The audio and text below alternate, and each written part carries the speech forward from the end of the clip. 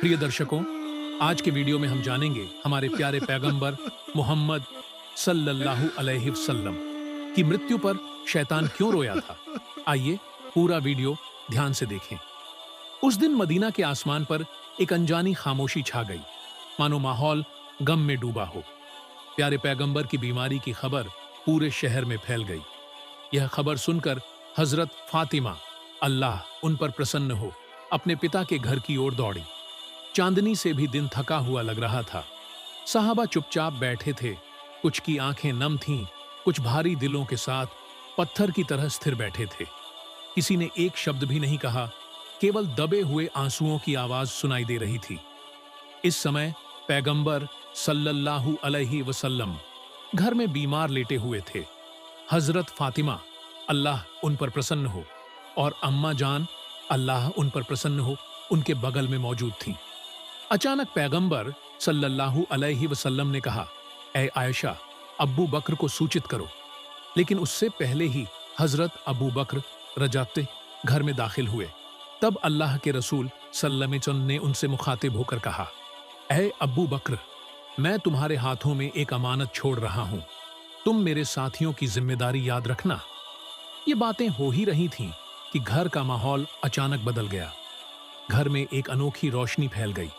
हजरत आयशा रजीब ने आश्चर्य से देखा और घर के बाहर एक खूबसूरत आदमी को खड़ा देखा, जिसका चेहरा किसी अनजानी रोशनी से चमक रहा था।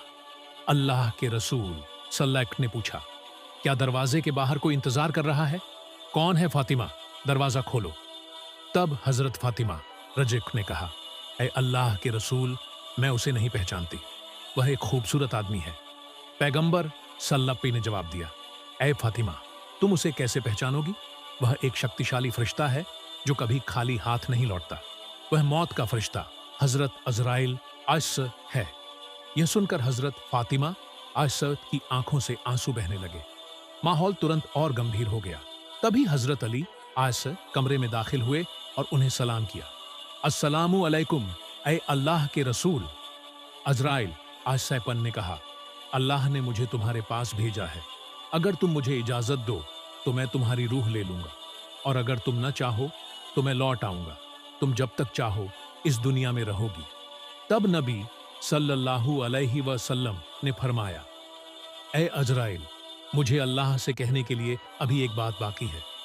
अजराइल, ऐसवा ने पूछा, ऐ अल्लाह के रसूल, कहने के लिए क्या बात बाकी है? अल्लाह के रसूल सल्लल्लाहु अलैहि वसल्लम ने फरमाया, मेरा प्यारा भाई कहाँ है? मैं उससे एक बार मिलना चाहता हूं। उस समय हजरत जिब्राइल सल्लल्लाहु अलैहि वसल्लम पहले आसमान में थे।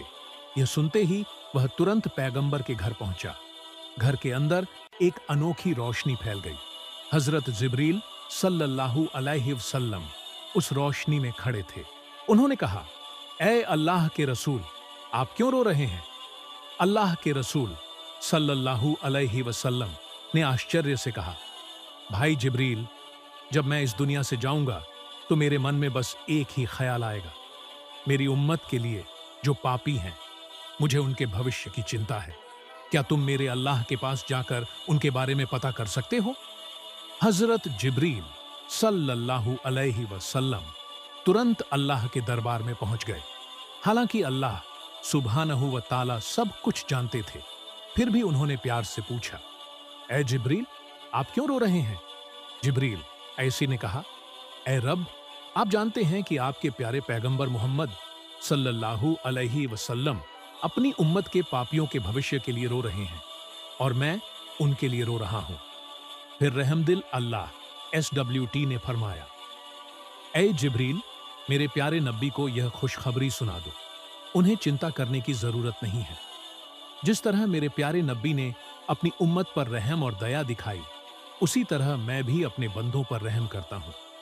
कयामत के दिन मैं उनके गुनाहों को यहां तक माफ कर दूंगा जब तक कि वह राजी ना हो जाए। मैं उनमें से कईयों को बिना हिसाब के जन्नत में दाखिल करूंगा। यह खबर सुनकर हजरत जिब्रील AS ने देर न की और जल्दी से अल्लाह के रसूल PBUH के घर लौट आए। उन्हें देखकर अल्लाह के रसूल PBUH ने पूछा, भाई जिब्रील, तुम क्यों रो रहे हो? अल्लाह SWT ने क्या कहा? जिब्रील, एएस ने कहा, ए अल्लाह के रसूल, अल्लाह तुम्हारा इंतजार कर रहा है और तुम्हें बड़ी खुशखबरी दी है। लेकिन मैं इसीलिए रो रहा हूं क्योंकि आज के बाद मैं तुम्हें फिर कभी वह्य नहीं पहुंचा पाऊंगा। मुझे कई नबियों और रसूलों के पास भेजा गया है, लेकिन मुझे सबसे ज्यादा तुम्हारे पास भेजा गया है। अब मेरी जिम्मेदारी खत्म हो रही है, यही मेरा दर्द है। अल्लाह के रसूल आसिक ने उसे धीमी आवाज में दिलासा दिया। फिर उन्होंने हजरत अजराइल आसिद से कहा, ए अजराइल, मैं तैयार हूं, आप इजाजत लें और काम शुरू करें। अजराइल आसेपालान ने आदर पूर्वक अपना हाथ अल्लाह के रसूल आसिक के पवित्र सीने पर रखा। तब अल्लाह के रसूल आसिक ने कहा, ए अजराइल, मेरे जीवन का दर्द चाहे कितना भी कठिन क्यों ना हो, मैं उसे सहन करूंगा, लेकिन मेरी उम्मत को ऐसा दर्द न सहना। अजराइल आसिक ने कहा, ए अल्लाह के रसूल, आप निश्चिंत रहें कि आपकी उम्मत के उन ईमान वालों की आत्माएं जो सच्चे ईमान वाले हैं ऐसी दया से ली जाएंगी जैसे कोई बच्चा दूध पीते हुए अपनी मां की गोद में सो जाता है। इस आश्वासन के साथ प्यारे नबी सेस थोड़ा शांत हुए। फिर बड़े सम्मान और गरिमा के साथ हजरत अली ऐस ने घर में प्रवेश किया और उनका अभिवादन किया। अल्लाह सर्वलोक के पालनहार के आदेश से अल्लाह के रसूल एस की पवित्र और धन्य आत्मा को अल्लाह के पवित्र स्वर्ग में ले जाया गया। इन्ना लिल्लाहि व इन्ना इलैहि राजिऊन। तब पूरे घर में एक गहरा सन्नाटा छा गया।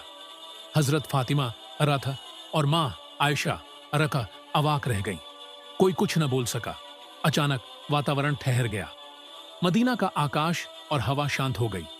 ऐसा लगा जैसे पूरी दुनिया कुछ पलों के लिए रुक गई हो। ऐसा ही एक दिन था जब दुनिया पर रहमत बनकर भेजे गए पैगंबर मोहम्मद सल्लल्लाहु अलैहि वसल्लम इस दुनिया से रुखसत हो गए। ये खबर पूरे मदीना में तेजी से फैल गई। हर मोमिन का दिल टूट गया। ऐसा लगा जैसे उसका कलेजा टूटकर बिखर गया हो। हर किसी का दिल टूट गया। जो लोग पैगंबर सल्लल्लाहु अलैहि वसल्लम को अपनी जान से ज्यादा प्यार करते थे, उनके साथी, उनके पुरुष और महिलाएं सभी स्तब्ध थे। कोई विलाप कर रहा था, कोई सिसक रहा था, कोई रो रहा था, कोई बिल्कुल अवाक था। इस दुखद घड़ी में हजरत अब्दुल्लाह इब्न अब्बास, अल्लाह उन पर प्रसन्न हो, दुख और शोक सहन नहीं कर सके और उन्होंने अंतिम सांस ली। दूसरी ओर हजरत बिलाल, अल्लाह उन पर प्रसन्न हो, मस्जिद के एक कोने में बैठकर फूट फूट कर रोने लगे। वह कहते रहे, मैं कैसे अजान दूं, मैं उसका नाम कैसे लूं जो आज हमारे बीच नहीं है। उनकी आवाज जम गई। कोई भी उनका रोना नहीं रोक सका। वह बस बेबस होकर इधर उधर दौड़ रहा था और पूछ रहा था, क्या तुम में से किसी ने मेरे रहमत वाले नबी को देखा है? लेकिन कोई कुछ नहीं कह रहा था क्योंकि सबकी हालत एक जैसी थी, टूटा हुआ दिल और दर्द से तड़पता हुआ दिल। इस बीच यह खबर हजरत उमर इब्न अल खत्ताब रजरी तक पहुंची। यह खबर सुनकर उन्होंने अपनी तलवार उठाई और कहा, नहीं, मेरे नबी का इंतकाल नहीं हुआ है। अगर कोई कहे कि वह इस दुनिया से चले गए हैं तो मैं उसे अपनी तलवार से 2 टुकड़े कर दूंगा। वह हमारे बीच में है, उन्होंने हमें नहीं छोड़ा है। तब हजरत अब्बू बकर सिद्दीकी रजी परात्तर ने कहा, ऐ लोगों, जान लो कि सिर्फ अल्लाह ही जिंदा है। सभी नबियों और रसूलों को एक दिन मौत का स्वाद चखना पड़ा है। आज हमारे प्यारे रसूल ने भी इसका स्वाद चखा है, लेकिन वह मरे नहीं। वह अपनी पुकार में, अपने किरदार में और हमारे दिलों की गहराई में जिंदा है। तब सब लोग अपने आंसू रोककर फिर से रोने लगे। मदीना की हवा रोने की आवाज से भारी हो गई। लोगों की चीखें शहर की सड़कों और गलियों में गूंज उठीं। औरतें आंखों में आंसू और दिलों में खालीपन लिए अपने घरों के पर्दों से बाहर निकल आईं। बच्चे डर के मारे अपनी माओं की बाहों में लिपटे हुए थे। पुरुष स्तब्ध आंखों से एक दूसरे को देख रहे थे। कोई एक शब्द भी नहीं बोला, मानो पूरा शहर अवाक हो गया हो। ऐसा दुख, ऐसा खालीपन जिसे शब्दों में बयां नहीं किया जा सकता। उस दिन सिर्फ लोग ही नहीं रोए, आसमान रोया, धरती रोई और हर आत्मा रोई। इस माहौल में हजरत अब्बू बकर सिद्दीकी रजी धीरे धीरे आगे बढ़े। वे पैगंबर साहब के घर में दाखिल हुए, जहां हवा में एक अलौकिक शांति थी, मानो चारों ओर जन्नत की खुशबू फैली हुई हो। घर के कोने में खड़े अपनों की आंखों में आंसू थे। उनके दिल तड़प रहे थे। तब हजरत अब्बू बकर रजिमामी ने गहरे दुख से भरी आवाज में कहा, आज हमने दुनिया के सबसे प्यारे इंसान को खो दिया है। हम उनकी याद के बिना कैसे जी सकते हैं। वे पास गए और पैगंबर साहब सल्लामिन का पवित्र चेहरा खोला। उस चेहरे पर शांति और प्रकाश था। भावुक होकर उन्होंने उस पवित्र चेहरे को चूमा, फिर कांपती हुई आवाज में कहा, मेरी जान, मेरी दौलत और मेरे माता पिता आप पर कुर्बान हो। आपका जीवन जितना पवित्र है, मृत्यु भी उतनी ही गरिमापूर्ण है। अल्लाह की कसम, कोई भी मौत आपको फिर कभी छू नहीं सकती। आप थे, हैं और रहेंगे हमेशा हमारे दिलों में। जब वह घर से बाहर निकला तो उसने हजरत उमर रजरियन को स्तब्ध देखा, मानो उसे यकीन ही न हो रहा हो। वह उत्साह में अपनी तलवार उठाकर कह रहे थे, अल्लाह के रसूल की मृत्यु नहीं हुई है। तभी हजरत अब्बू बकर रजिमांस ने शांति से उन्हें रोका। उन्होंने धीमी मगर दृढ़ आवाज में कहा, ए उमर, सब्र करो, अपने आप पर नियंत्रण रखो। याद रखो, हर जीव को मौत का स्वाद चखना ही पड़ता है। इस बीच हजरत फातिमा रज्जीपोनन ने रोते हुए स्वर में कहा, मेरे प्यारे पिता अल्लाह के बुलावे पर जन्नतुल फिरदौस चले गए हैं, लेकिन मेरे दिल में इस जलन, इस खालीपन को कौन संभालेगा। हजरत अली रजी दुख से अभिभूत होकर पत्थर की तरह खामोश हो गए। उनकी बोलने की शक्ति भी चली गई थी। प्यारे नबी के जाने के अवसर पर साथियों, परिवार के सदस्यों, मुजाहिदीन, सबकी आंखों में दर्द की धारा बह रही थी। पूरा मदीना अवाक, मौन और खामोश लग रहा था। ऐसे शोक की स्थिति में हजरत अब्बू बकर सिद्दीकी रजलिमान ने खुद को संयमित रखा।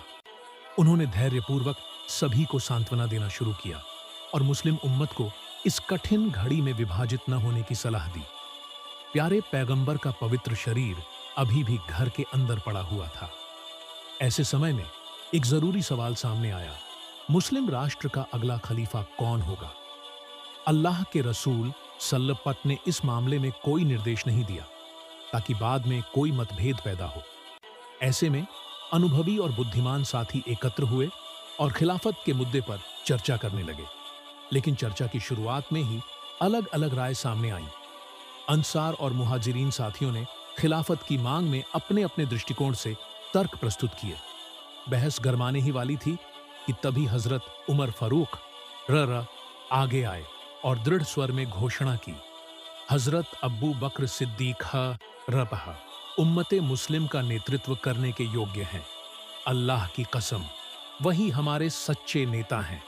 अल्लाह के रसूल एस.आ. के बाद आज मैं उनसे वफादारी की शपथ ले रहा हूं। इस घोषणा के साथ उन्होंने अपना हाथ अब्बू बकर रवैस के हाथ में रखा और वफादारी की शपथ ली। फिर एक एक करके अन्य साथियों ने भी उनके पद चिन्हों का अनुसरण किया और अपने हाथ अब्बू बकर रवैस के हाथ में रखे और वफादारी की शपथ ली।